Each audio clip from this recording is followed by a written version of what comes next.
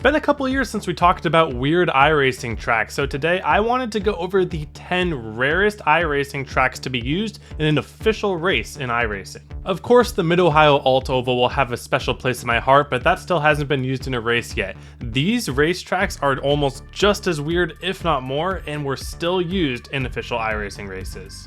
In fact, every track on this list has only been used once, at least to my knowledge. It's kind of hard to research this stuff, so I'm giving it about 90% confidence in all of this. There's one exception to this though, and that is going to be what we start at with number 10, the New Hampshire Road Course with North Oval. It's only number 10 and we're already getting into the mouthful track names. This track was used twice, but one of them was with the Mission R and only 2 splits went official the entire week, so I am barely counting that. The one real week that this was used was in the Skippies back a couple years ago. On this list, I'm trying to prioritize tracks that give a completely different driving experience to all the other configurations of the same track. And this New Hampshire road course with the North Oval is teetering on it, because what it does is it takes out the intersection of the full road course that goes through traditional turns 3 and 4 on the oval. That takes out turns 11, 12, and 13 from the intersection and replaces it with the NASCAR oval. The one real turn it modifies is turn 10, which is coming out of the outfield and back into the NASCAR oval. It tightens the corner into a 90-degree turn, which makes the corner quite a bit more awkward in my opinion, but as a reward for that, you get to just chill out and drive the NASCAR oval for the rest of the lap. When I saw the North and South Oval configuration pop up in the data, I kind of had a Mandela effect moment, because I do not remember these tracks existing. I thought it was the Oval, the Road Course, and the Legends Oval, but sure enough, it's always been there and just not really being used because there is no real reason to use it. It just takes away part of the track. Maybe some cars will use the momentum better with the NASCAR oval, but other than that, there is no reason to not use the road course. So for this one, I understand why it's so rare. And number 9, it's number 1 in my heart, but because I've posted about this on my channel already, you guys probably know it, so I'm keeping the suspense and only putting it here. That is the Sonoma Oval, which is where ARCA was racing at last week. Yes, it might have been the inspiration for this video. The Sonoma Oval is 0.18 miles long, making it the 3rd shortest track in all of iRacing. The first being Centripetal Circuit, which doesn't count. The second being the Kern Dirt Mini Oval, which is a dirt track. So the shortest paved oval on all of iRacing got an ARCA race with 24 cars on the grid. Can you imagine the chaos in this race? Well, you don't have to, because about every single YouTuber has already posted their video of it. It's about as crazy as you can imagine. I don't think this configuration exists in real life. I mean, yes, all the pieces are there, but I've not seen any footage of any cars, Legends cars, Bandoleros, go-karts. I haven't seen anything drive the configuration that iRacing has made there. And to be quite honest, I find that really cool. It's not too often we get a fictional track layout for a track that exists in real life. I think the Mid-Ohio Alt Oval is the one that is like that as well. It's unfortunate that the limitations of iRacing's incident system play such a part in this race, because it was a really fun experience. Otherwise, if you want to know more about it, you can go watch my short, but you can also sit in the stands that are completely packed apparently, watching an empty road course. But at least you can watch the carnage unfold from the Sonoma Raceway Cafe. But have you seen the food prices there? $15 for a hot dog? If only there was a ready-to-drink nutritionally complete meal that I could substitute this with. Thank you to Huel for sponsoring this video. So, true story, right after I was done with work, I had 2 coaching sessions back to back, then after that I just started video editing, lost track of time, and before I knew it, it was 9 p.m. and I hadn't eaten dinner yet. Now, to be quite honest, in the past I probably would have skipped dinner, but knowing that I had Huel Black Edition, I went to the kitchen, got a bottle, didn't even interrupt my workflow one bit, and I was able to stay productive, all while having a nutritionally complete meal. I really enjoyed the chocolate peanut butter flavored Black Edition Huel, not just because of the 35 grams of protein, 7 grams of fiber, and 27 vitamins and minerals, but mostly because it tastes great. There's also the Huel Black Edition powders that I've been drinking in the mornings with 40 grams of protein per serving. So if you want to try out the Huel Black Edition ready to drink meal yourself, you can find them at your nearest Target, just like I did. Or you can go to the link in the description and use my code DJ15 for 15% off your next order of $50 or over. Alright, now I am back to editing the rest of the video you guys are about to watch. Wish me luck. And number 8 is the VIR Patriot course. This is the track that probably has raced more than once so far. If you go way back in iRacing's history 15 years ago, I wouldn't doubt that something ran on here somewhere, but I couldn't find any evidence of it in the data or from YouTube videos from around the time.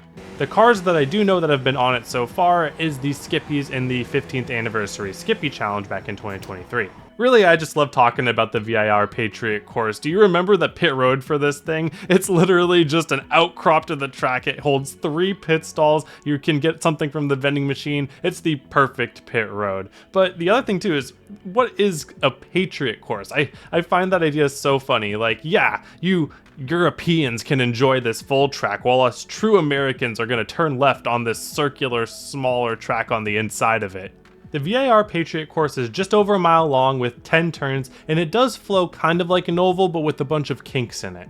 This configuration really is for the lower horsepower cars. Think of like what a club configuration would be for you European tracks. And with the pit stall situation, forget having a live pit stop race on there. So it's pretty easy to see why there aren't that many races on this configuration, but there is one more on the schedule during this season in fact, and this is where we are going to meet the main character for this video, the Legends Road Cup series. We'll get to them later, but let's just say these guys have a list of every track that hasn't been used before, and they're just putting it straight on their schedule every season. At number 7, we have the Misano Club configuration. Misano has been out for about 2 years now, so it hasn't been out for that long, but even then, the club configuration has only been used once by the Clio Cup in 2025. What's really cool about the Clio Cup is it's one of those series that has a really tight-knit community that broadcasts their top split races in their SOF fields, so we have an actual broadcast for this section. Shout out to these guys. I'm not sure if I've ever seen a road course with as few numbered turns as this track. There are officially 5 turns on the Misano Club configuration.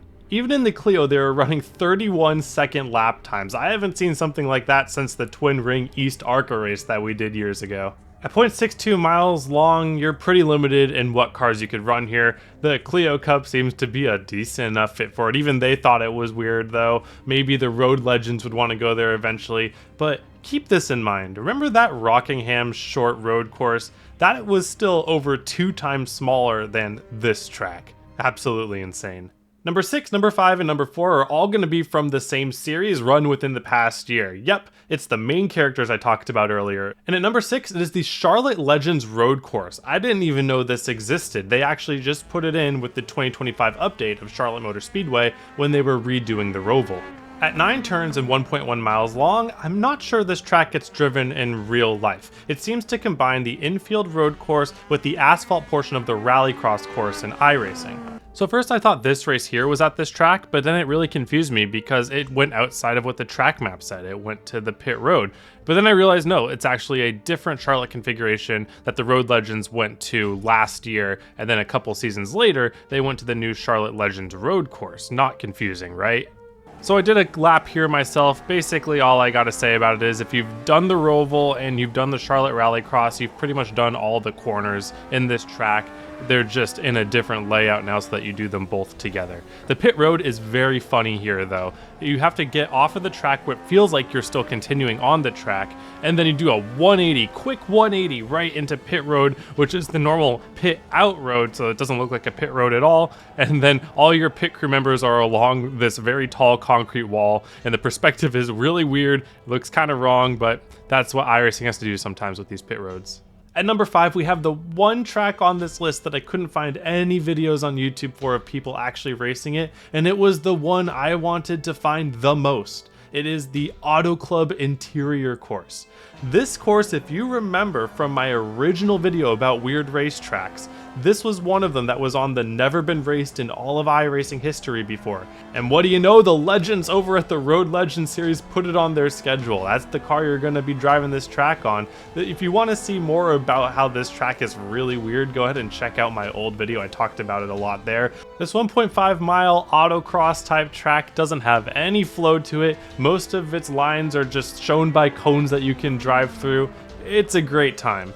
If somebody does have a recording of that race, please send it over to me. I want to see how this track actually raced. And then the final track that the Road Legends Cup conquered was a track that I'm pretty sure it's the only time it's been driven, though it could have been driven way back and I wouldn't be able to know, and that is the Tsukuba 1000 full reverse. I'm a sucker for reverse tracks. Take all of the wonderful design and care that a designer put into a track and just say, screw that, we're gonna run it backwards, however it works is however it works. I wish their outer also had a reverse so that we could have a left turning oval instead of a right turning one, and then I'd be a lot more comfortable there.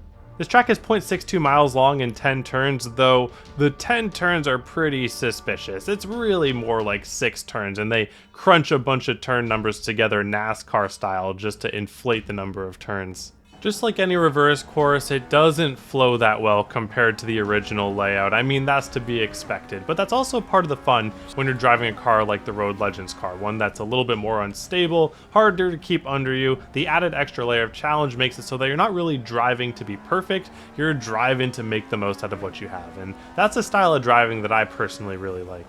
Let's keep the reverse train going, because at number 3, we have the Knockhill National Reverse. This was raced by the Spec Racer Fords of all cars in 2022.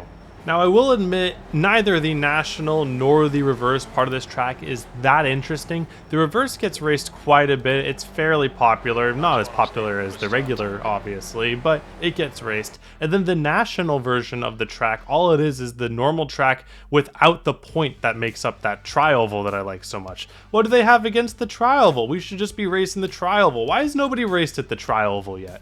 But when you have National and you have the reverse, I just find it really cool that there are 2 altered versions of the track mushed together into creating one super altered version. Even if it doesn't look that different, even if it doesn't drive that different, it's still a Frankenstein of a track. At 10 turns and 1.2 miles, it's deceptively small based off of its track map just because there's no grand track to go along with it. Nothing too crazy going on with this track besides the idea of it, so we'll move on to number 2. Number 2 is the Legacy Texas Road Course Long, which was driven by the Street Stocks in 2021. Every season, the Street Stocks go to a road course, at least one over the course of their schedule. With that, they choose some tracks that are pretty interesting. They've been to Rutskagin before, they've been to some pretty cool road courses, but usually they err on the side of free tracks.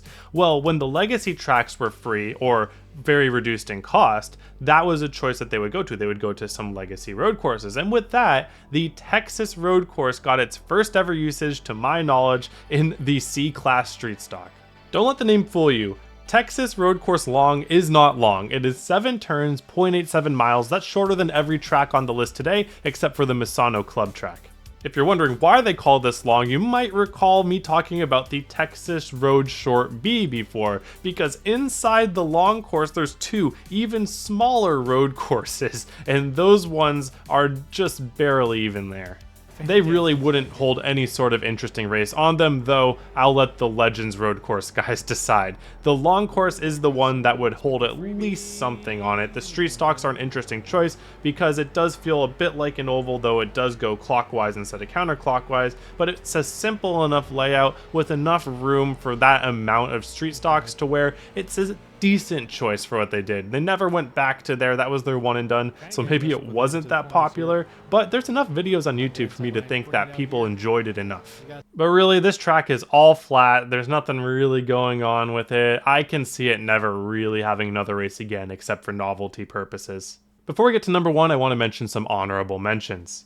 Road Atlanta Club configuration was only used once back in 2024 in the Advanced Mazda Cup.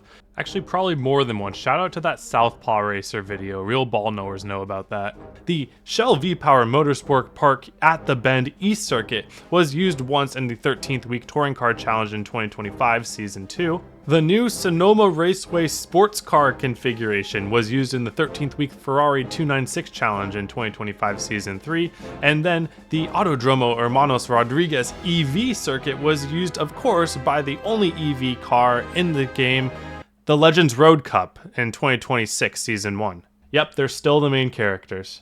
And finally, in just 2 weeks, our main characters, the Road Legends Cup, is going to the Motorsport Arena Oschersleben C course for the first time in iRacing history.